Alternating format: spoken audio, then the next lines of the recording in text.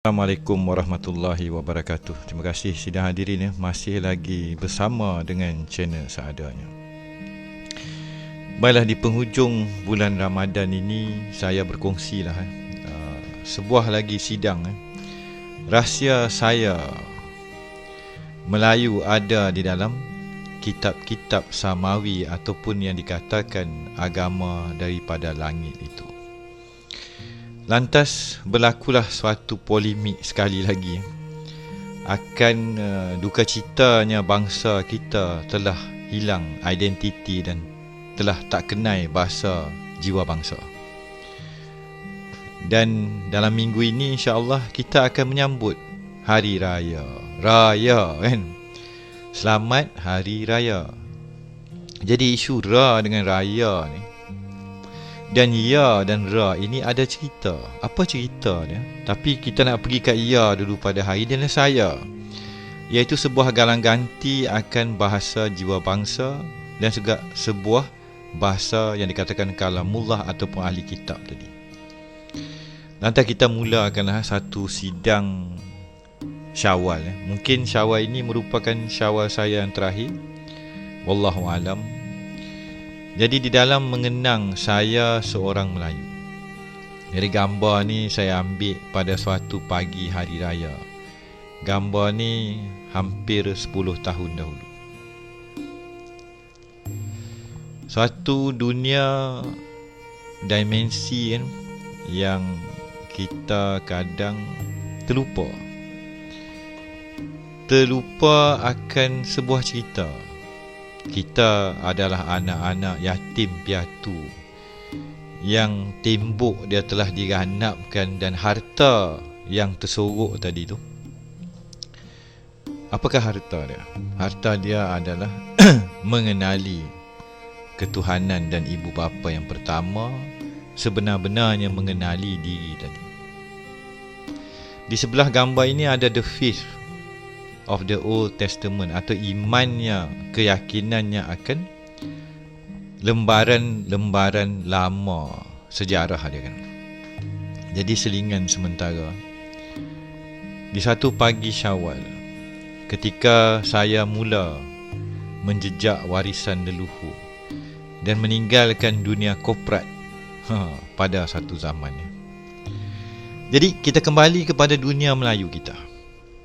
Di dalam menjejak kenapa perkataan saya hamba, ambo kan? Hamba saya, aku, kami, kamu ni ada di dalam bahasa orang-orang Melayu. Kalau saya katakan bahasa galang ganti ini adalah bahasa ahli kitab, bagaimana hendak kita memikirkan akan nasib bangsa kita pada hari ini? Jadi dalam iman atau keyakinannya akan perjanjian lama, the Old Covenant, the New Testament, the New Covenant, berlakunya perjanjian Musa AS, berlakunya perjanjian atas perjanjian ke atas manusia di muka bumi. Pada hari ini apakah yang tertinggal? Dan ke manakah kita, wahai orang-orang Melayu, wahai bangsaku? Adakah kita telah lupa diri dan hilang ketuhanannya kita yang kekal di dalam tauhidnya leluhur kita? Lantas hari ini kita kembali kepada kata kunci satu dan kita pergi kepada ya kan? Jadi dalam perjanjian lama ataupun lembaran lama atau kitab yang tertua tadi, Taurat, Zabur, Injil, Talmud ke Tanakh ke, mereka menggelar nama dia Yahweh. Tapi adakah benar Yahweh itu nama dia atau nama itu sendiri telah mereka selewengkan dan mereka telah ubah kerana dia ni ada mitos di kalangan padri-padri Israel, iaitu Yahudi. Mereka pegang nama Tuhan ni hanya yang elit saja, iaitu padri-padri ranking tinggi boleh sebut, dan kadang-kadang mereka tak mau sebut nama Tuhan tu. Mereka tidak mau mencemar duli. Yahuwah, kadang kita panggil Yahuwah, Yahuwahu. Jadi kata ya ini sinonim dengan orang Melayu. Yasin, Hamim, Kaf ha ya ain sad, alif lam mim. Yang dikatakan tidak ada erti. Kenapa tidak ada erti?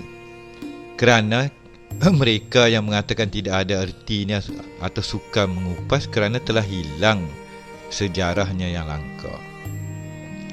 Jadi ya daripada 3rd millennium BC, kurun ketiga sebelum kelahirannya Isa, dan juga zaman Assyrian, Anunnaki dan yang dikatakan ratusan ribu tahun, ia adalah merujuk kepada Yang Maha Esa. Ianya adalah nama ketuhanan. Jadi bagaimanakah kita pada pagi ini, wahai sidang orang-orang Melayu? Saya Muhammad Fauzi. Fahamkah kita pada pagi ini? Sa itu apa? Ya itu apa? Di dalam kedudukannya dengan Yang Maha Esa. Ya atau tidak? Ya benar, tidak tak benar lah. Ya atau tak? Adakah benar kamu telah melakukan kesilapan macam ni? Ya. Kenapa? Ya tu kita kata adakah pengesahan atau merujuk kepada Dia Yang Maha Esa. Jadi translasi atau terjemahan bahasa akan pengkajian dan kajian saya ini ada dalam buku saya yang akan saya maklumkan pada sidang di akhir video ini. Lantas kita pergi kepada cerita yang agak pelik dan menggemparkan dunia, iaitu akan kedudukannya tanah yang dikatakan tanah yang dijanjikan. Sasu. Adakah tanah saya? Ini juga berangkai dengan nama ketuhanan. Jadi mau tak mahu pada pagi ini, kita selaku orang Melayu yang telah terpalit, dan saya katakan adalah ahli kitab, kita kena kembali kepada jalan yang lurus tadi. Jalan yang sebenar-benarnya, jalan di dalam mengenali diri tadi. Tanpa kita mengenali pakaian kita, siapa kita, bagaimanakah hendak kita meletakkan penyaksian dan menyaksikan itu di dalam kehidupan kita. Jadi kalau kita tengok kat sini, ni daripada 1914, The Flaming Sword. Kadang dalam kita katakan siapa yang minat reggae tu, dia panggil jah. Kadang ada orang Melayu dia minat reggae juga, Rastafarian kan. Ya rah kan. Sebenarnya bila kita kaji balik sejarah depa ni, depa kata Palestin tu adalah di sana. Tapi sebenarnya nama Palestin dengan ya tadi ada cerita lain. Tapi nama ya ini dan saya ini ada rahsia lebih besar, yang mana saya telah jelaskan di dalam kitab saya, Kitab Ketuhanan Orang Melayu. Jadi selaku orang Melayu kita berhak, sebab bahasa adalah jiwa bangsa.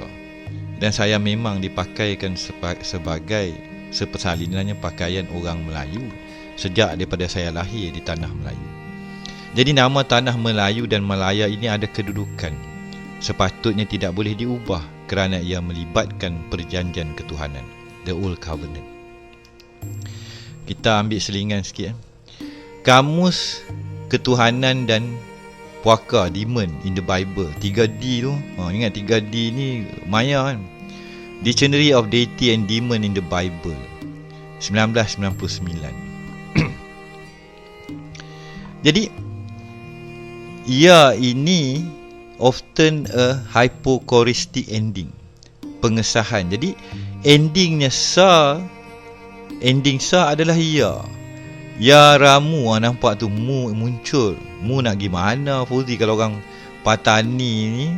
Mu macam mana hari ni? Saya, mu, kamu, kami, mereka, engkau, hang. Bahasa-bahasa mysterious God ya ever mention. Jadi nama Yahweh ini ya kat depan dia. Yahuwah, Yahuwahu atau Yahuwaha.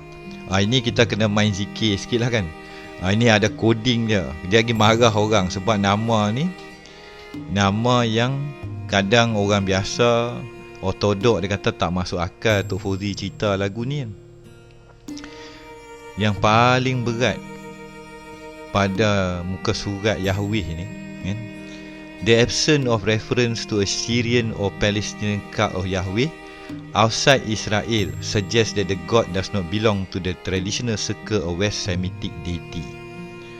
Ni lagi berat sidang orang Melayu tu. Referen ni merujuk, ya, tadi nama Yahweh tu tak ada dalam dunia Syria atau Israel atau West Semitic. Ini nama ketuhanan ni sebenarnya berasal daripada mana?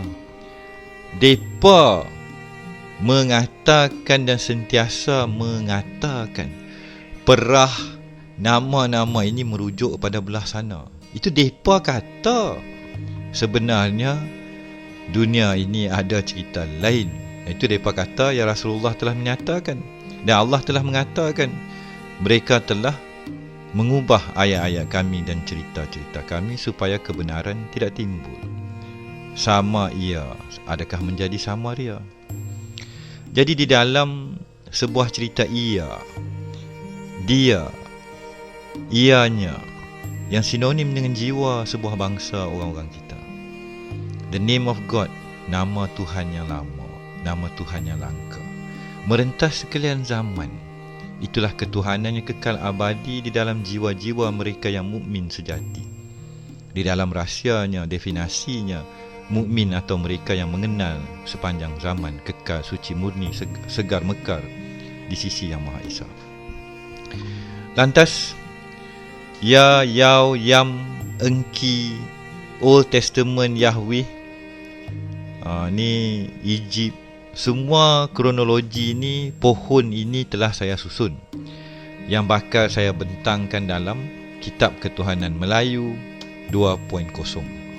Di celah-celah itu Isa Ruhullah, Rahsia Puteri Melayu, Walinong Sari, Lagu Tualang Tiga, Santubong Sejenjang, Puteri Kuning, Merah, Hijau, semua ni ada cerita dia. Tak boleh lari dah, dunia Melayu akhirnya akan dikembalikan kepada dunia ahli kitab. Jadi peringkat awal memang ketuhanan yang Melayu asal ni telah saya keluarkan dalam bentuk PDF untuk e-book lah kan.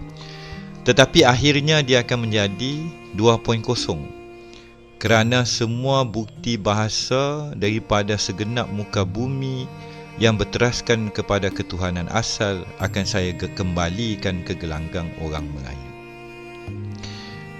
InsyaAllah